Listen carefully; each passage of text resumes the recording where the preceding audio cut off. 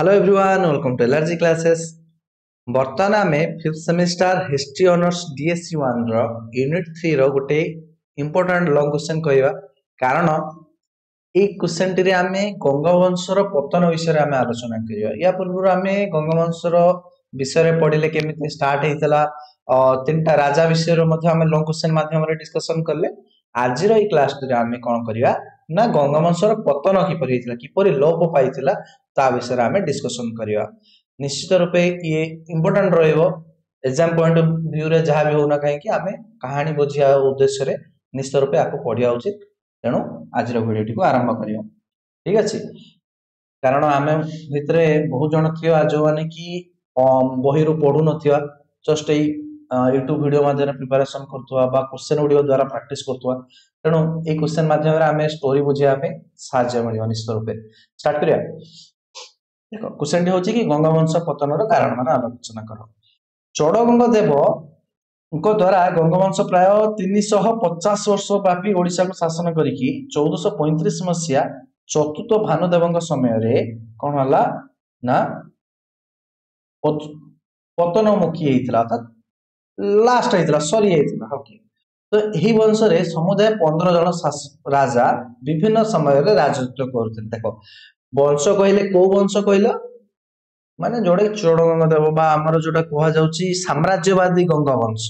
देखो पूर्व गंगवंश थिला तांकर ही दायाद होचंती से दायाद तांकर सेठु सृष्टि हेइथिला साम्राज्यवादी गंगवंश। से साम्राज्यवादी गंगवंशर 15 जन टोटल शासन करले 350 वर्ष। तो यही वंशर पतनर मुख्य कारण गुड़िक आमे आलोचना करिवा। शेष गंगवंश राजागणक सामरिक शक्तिर अभाव और दुर्बलता, प्रथम नरसिंह देव सामरिक आभिजात्य और युद्धखोर नीति को शेष गंगवंश राजा माने अवलंबन करिपारले नाही। सी जो भले युद्ध पई माने रुचि रखुतिले, जो भले तांकर थिला माने सैन्य मानक उपरे खर्च बाच करुतिले सेटा से माने रहिथिले। तापर एमती भी देखो लास्ट बेलू से धर्म अवलंबी बेसी हो गलानी ना, तो माने बहुत शांति प्रिय हो गला। युद्ध भीरुथिले, युद्ध करिया को डरुथिले बा पसंद करनुथिले। ये भला राजा माने आसिले तो प्रथम नरसिंह देवଙ୍କ ପରେ हैला। तो पड़ोसी दुर्दश शक्ति ओडिशा आक्रमण तापर आमे जानिसे तो तांकर टाइम नरसिंह देवଙ୍କ टाइम रे ही बंगालार मुसलमान शासक माने बारंबार आक्रमण करुथिले। मालव दिल्ली सुल्तान मोहम्मद तुगलक फिरोज तुगलक घन घन ओडिशा आक्रमण को दुर्बल गंग राजा सामरिक और आर्थिक मानदंड को भांगी चोरी कर थरे युद्ध होला माने कोन होतला जीति जाउथिले बा अटकी देउथिले, किंतु ता द्वारा कोन होतला अधिक टंका पैसा खर्च होतला।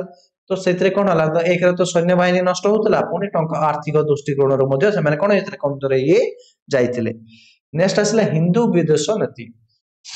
जो मुसलमान माने अतर्कित आक्रमण करुले से कौन करते हिंदू मंदिर को भांगी दौले, देवादेवी को ध्वंस कर दौले, हिंदू मान मनोबल को कौन कर दौले बाधा दौले, धर्म संस्कार को बाधा दौले। एणु गंगवंश राजा मान प्रजा मान कौन होगा आस्था हरला। जेहेतु राजा जदि आम मंदिर मान सुरक्षा दे पानी तो प्रजा मान कौन हम मनोबल हरिज। दाक्षिणात्यर पराजय, दक्षिण भारतर रेढ़ी सम्राट और विजयनगर सम्राट माने गंग राजा मान को हराई अनेक राज्य सियाड़े दक्षिण आड़े से अख्तियार करते। अंत शत्रु प्रवचन तापरे केवल बाहर शत्रु कथा कहवानी आम गंगवंशर पतन होइबा भितरे अंत शत्रु मानक मध्य रही। देशद्रोही कार्य गंगवंश चंचल पतन होता। उदाहरण स्वरूप बाकी नामक जड़े मंत्री को तृतीय भानुदेव फिरोज शाह तुगलक कथबार्ता संधि स्थापन पठेइथिले। तो बाकी नामक जड़े मंत्री को ताको पठेइथिले, किंतु परिशेष रे से तृतीय भानुदेव विरोध में षड्यंत्र करथिले। माने ये ताको संधि पठेइथिला किए तृतीय भानुदेव पठेले क्या मंत्री को पठेले क्या बाकी को सी किस आग तरफ कर सी आड़ को माने जो झुकीगला क्या परिवर्तन ना मुसलमान आमर जो कौन थे फिरोज शाह तुगलक पटे होगला। तो सी से षड्यंत्रटा करदेला। से कपिलेश्वर राउतराय चतुर्थ भानुदेव तृतीय भानुदेव विषय आसिले। चतुर्थ भानुदेव बेलू जो गोटे कपिलेश्वर राउतराय गोटे थे सी कौन कला ना चतुर्थ भानुदेव राजधानी से नथिले, तो सी से सुजोग नहीं निजक ओडिशार राजा रूपे घोषणा करदेला। माने सी जो ना ये जाकि निजक राजा भाया घोषणा କରିଦେଲା ମାନେ ସେ ସେଠି ଥିବ ସେନାପତି କି କିଛି ଗୋଟେ ହେଇଥିବ ଆଉ ଏଥିରୁ ବର୍ତ୍ତମାନ ହଉଛି ଯେ ଗଙ୍ଗବଂଶ ରାଜା ମାନଙ୍କର ତାଙ୍କର କର୍ମଚାରୀଙ୍କ ଉପରେ ଦୃଢ କର୍ତ୍ତୃତ୍ୱ ନଥିଲା କର୍ମଚାରୀ ମାନେ ବେଇମାନି କରିଦଉଛନ୍ତି ହେଲା ତାପରେ ଆସିଲା ବ୍ରାହ୍ମଣ ଗୋଷ୍ଠୀର ଅଭ୍ୟୁଦୟ ପରିଶେଷରେ ଗଙ୍ଗବଂଶର ପତନ କାରଣ ଭାବେ ନିର୍ଣ୍ଣୟ କରାଯାଉଛି ନା କପିଳ ରାଉତରାୟ ଓ ପୁରୀ ଜଗନ୍ନାଥ ମନ୍ଦିରର ପୁରୋହିତ ମାନଙ୍କ ମଧ୍ୟରେ ବୁଝାମଣା ହୋଇ ଶେଷ ଗଙ୍ଗବଂଶୀ ରାଜାମାନଙ୍କ ବିରୋଧରେ ପ୍ରଚାର କରାଗଲା ଯେ ଶେଷ ଗଙ୍ଗ ରାଜା ମାନେ ଜଗନ୍ନାଥଙ୍କ ସେବକ ଭାବେ ରାଜ୍ୟଭାର ଗ୍ରହଣ କରିବା ପାଇଁ ନାରାଜ ଥିଲେ ହେଲା ଯେହେତୁ ସେମାନେ ସେଠି ନାରାଜ ଥିଲେ ବୋଲି ସେଠି ମାନେ ବାହାରେ ପ୍ରଚାର ହୋଇଗଲା ଆଉ ପୁରୀ ମନ୍ଦିରରେ ପୁରୋହିତ ଶ୍ରେଣୀର ଲୋକଙ୍କ ଶାସନରେ ଆଧିପତ୍ୟ ହ୍ରାସ ପାଇଲା ଓକେ ତେଣୁ ସେମାନେ ଚତୁର୍ଥ ଭାନୁଦେବ ଗଙ୍ଗବଂଶର ଶେଷ ରାଜାଙ୍କ ପ୍ରଧାନ ସେନାପତି କପିଳେଶ୍ୱର ରାଉତରାୟଙ୍କୁ ନିଜ ପଟକୁ ନେଇ ଚତୁର୍ଥ ଭାନୁଦେବଙ୍କ ବିରୁଦ୍ଧରେ ଚକ୍ରାନ୍ତ ଆରମ୍ଭ